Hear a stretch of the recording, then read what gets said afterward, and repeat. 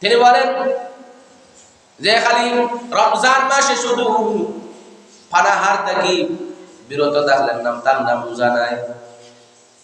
রমজান মাসের সমস্ত কিছুর হেফাজত রাখতে হইব। পানাহার থেকে বিরত থাকা লাগবো, কানরে হেফাজত করা লাগবো, জবানরে হেফাজত করা লাগবো, চক্ষুরে হেফাজত করা লাগবো, হাতের হেফাজত করা লাগবো। সমস্ত কিছু যদি হেফাজত করতে পারে আমার আল্লাহ তার রোজা কবুল করে দিবা। সুবহানাল্লাহ।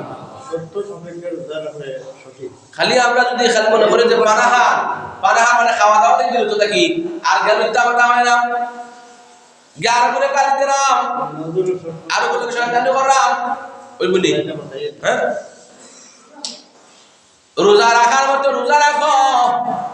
রোজা রাখছে আল্লাহ ডরাইয়া, আল্লাহ ডরাই যেরকম রোজা রাখছো আল্লাহ ডরাইয়া। কথাও কম বলো, রমজান মাসে কথাও কম বলো। এমন কথা কইও না যারা আঘাত করায়, এমন কথা কইও না যে তোমার দ্বারা মানুষে আঘাত পায়, কষ্ট পায়। ওই এরকম যদি কষ্ট দেওয়া কথা ওই রোজা কথা বল না, মাত্রই যাব। রমজানে সমস্ত কিছু যদি আমরা বাঁচিয়ে রাখার নাম রোজা। সুহবে সাদিক থেকে নিয়ে সূর্যাস্ত পর্যন্ত সারাটা দিন আমরা না খেয়ে থাকতাম, পানাহার থেকে বিরত থাকতাম। এমনকি আমরা জবানকে হেফাজতে রাখতাম, জবানটার হেফাজতে রাখতাম, খানটার হেফাজতে রাখতাম, চক্ষুটার হেফাজতে রাখতাম। কোরআন তেলাওয়াত করতাম। যদি কোরআন তেলাওয়াত করতে পারি রমজানুল মুবারকের মাসে, এমনিতে রোজা রাখি আমরা রোজাদার অবস্থায় আবার কোরআন তেলাওয়াত করি, আল্লাহ খুশি হবে। জান কথা বল না, আমরা রোজাদার অবস্থায় এরপরে আল্লাহর কোরআন তেলাওয়াত করলাম। যদি আপনি রোজা রাখি আল্লাহর কোরআন তেলাওয়াত করতে পারি, আল্লাহ বলে রে ফেরেশতা দে রমজান মাসে আমার বান্দা রোজা অবস্থায় চাইলে সে বেড়াইতে পারে, সে আড্ডা দিতে পারে, কিন্তু আড্ডা যায় নাই।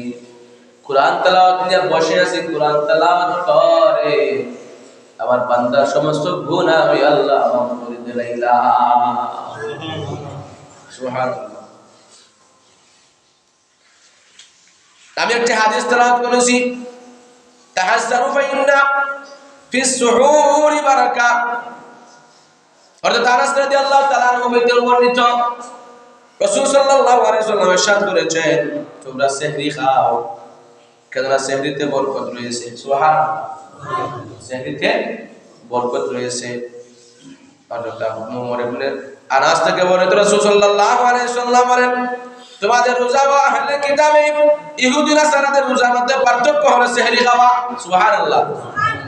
তোমাদের রোজা রাখা আহলে কিতাবের আর ইহুদি নাসারার মধ্যে পার্থক্য হইছে সেহরি খাওয়া। আমরা যদি সেহরি খাই তাহলে ইহুদি আর আমাদের মধ্যে পার্থক্য হইল সেহরি খাওয়া। তার সেহরি খাওয়াটাতে আল্লাহ রাসূলের কোন একটা বরকত আছে। এই রমজান সেহরি খাওয়ার পর তোমরা সেহরিটাকে লাগাইয়া একবারে মাগরিবের নামাজ পর্যন্ত যত সময় তোমরা রাখো, আমার আল্লাহ ওই সেহরির বরকতে তোমাদের সারাটা রাত দিন উপবাস রাখতে পারো। সুবহানাল্লাহ। হ্যাঁ,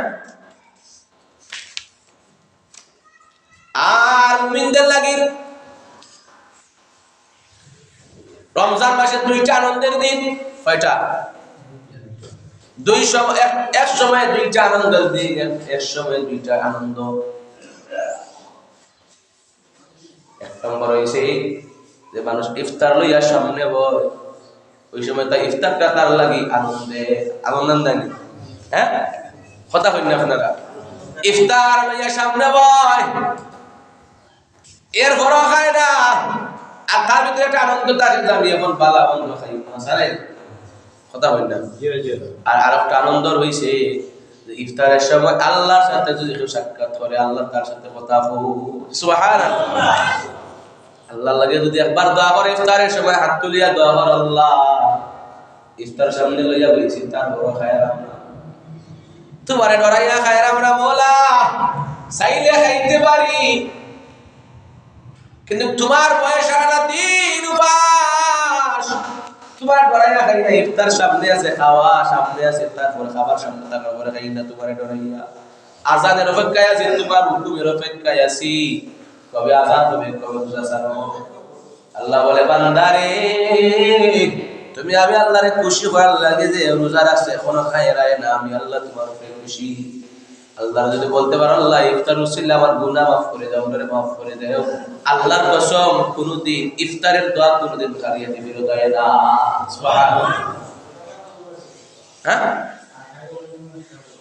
কোনদিন ইফতারের দোয়া খালিয়াতে ফিরত আয় না। ইফতারের সময় দোয়া করবা, নিজে নিজে দোয়া করবা, আল্লাহ আমারে মাফ করে দাও, আল্লাহ আমারে রিজিক বাড়ায় দাও, আল্লাহ আমার পরবাসীদের মাফ করে দাও, আল্লাহ মাফ করে দিবা। এটা নেই